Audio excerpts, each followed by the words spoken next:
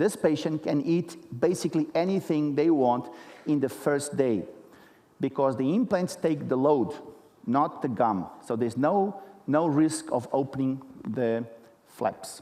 So in this case, we had to reduce the maxilla about 8 millimeters and place the bridge. And you can see the emergent screws and beautiful aesthetics because we control the crown size, we control the papilla size, so we can deliver beautiful teeth, triangle shape and not rectangle shape.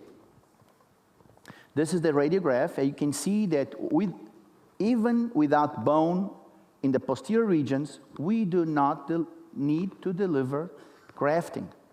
No grafting technique delivers 98% success rate on elderly patients. No grafting technique.